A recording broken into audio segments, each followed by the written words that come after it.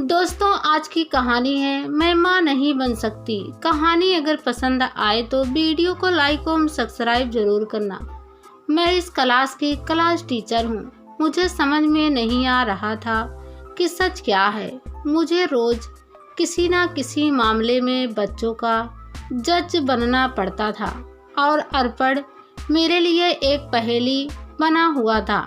मुझे कभी कभी अर्पण की कही बात ही सच लगती तो बच्चों के इल्जाम और गवाही सब उसके प्रतिकूल निर्णय देते नजर आते। आज भी यही हुआ था। मैं मनोविज्ञान की छात्र रही हूँ, लेकिन इस बालक के सामने हारने लगी थी। कक्षा में प्यार से समझाने से अर्पण चुप रहता, पर बुद्धि इतनी तेज की जो एक बार सुन लिया उसे पूछने पर तोते की तरह सुना देता। टिक कर बैठना शायद इसकी डिक्शनरी में ही नहीं था, लेकिन कोई काम कहो तो 100% खरा उतरता और पूरा करके ही दम लेता। पेपर मिलते ही 10 मिनट में उत्तर पुस्तिका दे देता तो मैं हैरान रह जाती। उसकी स्पीड देखकर जितना आता उसे कंप्यूटर प्रिंट की तरह फटाफट कागज पर उतार देता और बाकी समय पूरे स्कूल में घूमता रहता। इसके लिए नियम तो जैसे तोड़ने के लिए ही बने थे। किसी हॉस्टल से इसी साल या इस विद्यालय में आया है। पिछले 2 साल इसने हॉस्टल में ही काटे थे।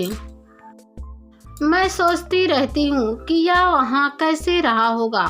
वहाँ के नियमों ने इसे ऐसा बना दिया या फिर अब खुली हवा में उड़ना सीख रहा है। सबसे चौंका देने वाला तथ्य तो तब सामने आया जब पता चला कि इसके मम्मी पापा दोनों वर्किंग हैं। तब लगा कि सुबह 9 बजे से शाम 5 बजे तक की नौकरी करने वाली माँ इसे कैसे संभालती होगी। धीरे धीरे बातों की बातों में अर्पण ने मुझे बताया कि उसकी एक दीदी भी है जो उससे 5 साल बड़ी है।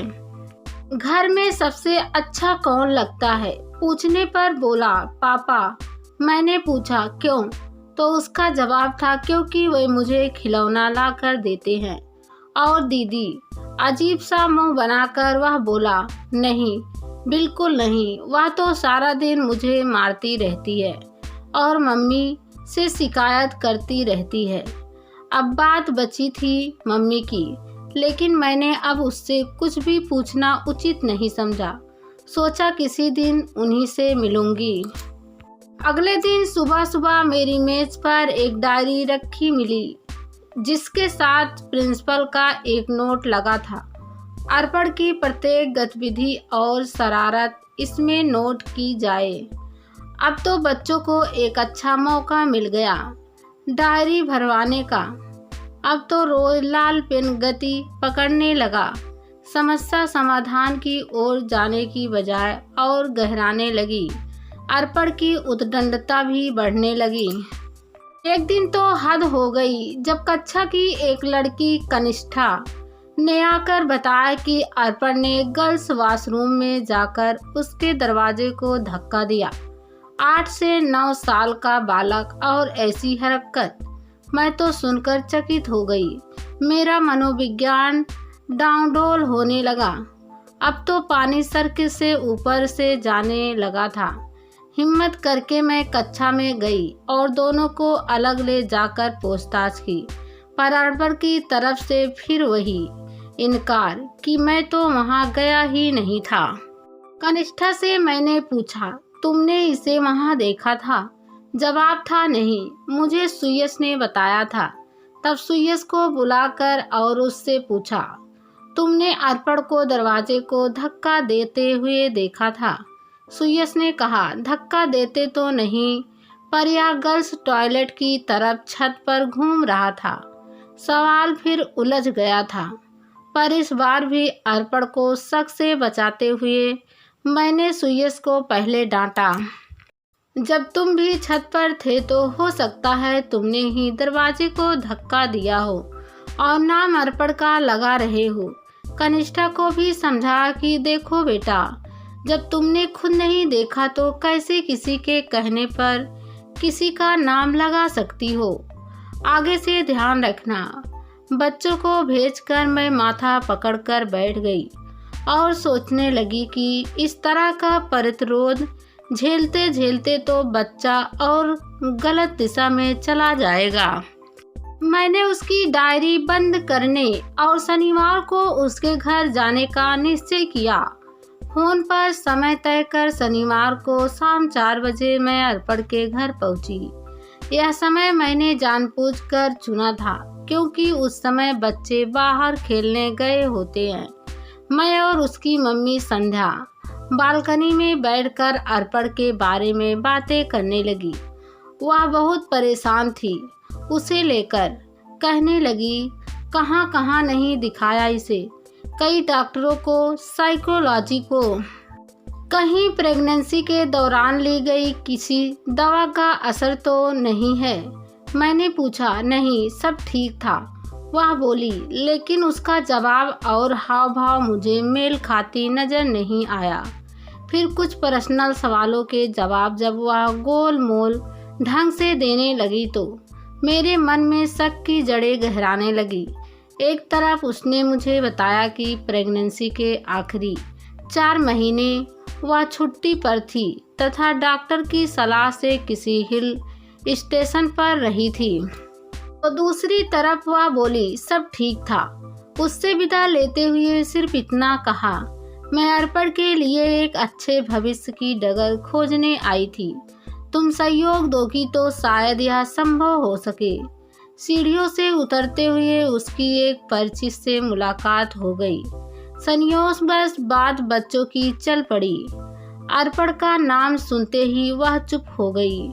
बहुत पूछने पर बस इतना ही कहा कि उसे अपना बनाने के चक्कर में संध्या की ममता अंधी हो गई है। इस गोलमोल और अधूरे वाक्य ने तो मुझे और उलझा दिया। सवालों की अनसुलझी गठरी लिए बोझिल कदमों से मैं घर आ गई। अगली सुबह संध्या ने फोन करके मेरे पास आने का समय मांगा। मैंने उसे शाम 5 बजे का समय दिया, लेकिन तब तक मेरा मन ना जाने कितने सवालों से घिरा रहा। संध्या क्यों मिलना चाहती है, क्या बताना चाहती है, या फिर क्या अर्पण ने कुछ और किया है, आदि। हालांकि मैंने सुन रखा था कि अपने घर से भी उसके चीखने चिल्लाने की आवाज़ें अन्य लोगों ने सुनी है और छुट्टी के दिन सारा दिन वह घर से बाहर ही आवारागर्दी करता है। कमीज के बटन खोलकर सड़क पर साइकिल चलाता रहता है वगैरह। पर बेचारी माँ क्या करे। शाम को ठीक 5 बजे घंटी बजी।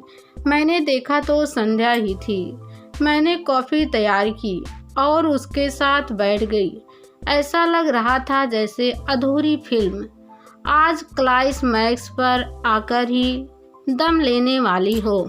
संध्या ने पहले कल के लिए क्षमा मांगी, फिर बोली, मैम मैं जानती हूँ आप अर्पण का भला चाहती हैं, पर मैं तो एक माँ हूँ। अपने बच्चे के बारे में बुरा कुछ भी सुन नहीं पाती। बड़े अरमानों से पाया था उसे और आज भी वैसे ही भावना उसके प्रति रखती हूँ। लेकिन ऐसा भी लगता है कि मैंने कहीं कोई गलती तो नहीं कर दी।